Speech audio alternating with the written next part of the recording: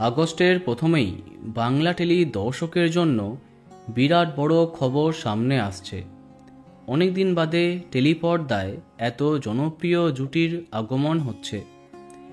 একসাথে স্টার জলসার আপকামিং ধারাবাহিকে নায়িকা চরিত্রে ফিরছেন সবার প্রিয় মধুমিতা সরকার এবং রণিতা দাস। হ্যাঁ, আবার ধারাবাহিকে ফিরছে পাখি।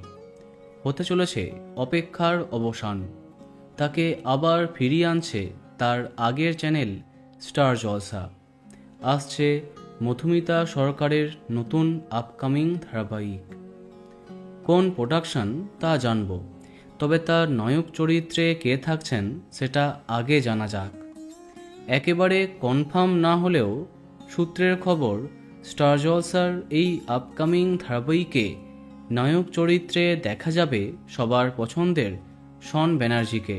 অর্থাৎ এই ধারাবাহিকে জুটি বাঁধতে চলেছেন শন মধুমিতা। আর এই গল্পের নির্মাতা লীনা গাঙ্গুলি। অর্থাৎ ম্যাজিক মোমেন্টের হাত ধরে আরও একবার টেলিপর্দায় ফিরছেন মধুমিতা। শেষবার লীনা গাঙ্গুলির জনপ্রিয় ধারাবাহিক কুসুমদলায় তাকে কাজ করতে দেখেছে দর্শক। আবার সেই প্রোডাকশনেই ফিরছেন তিনি। বিপরীতে থাকার কথা শন ব্যানার্জির, যার ধারাবাহিক রোশনাই সদ্য শেষ হয়েছে। অন্যদিকে এ ধারাবাহিকে দ্বিতীয় নায়ক নায়িকা হিসেবে গৌরব চ্যাটার্জি এবং রণিতা দাসের নাম সামনে আসছে।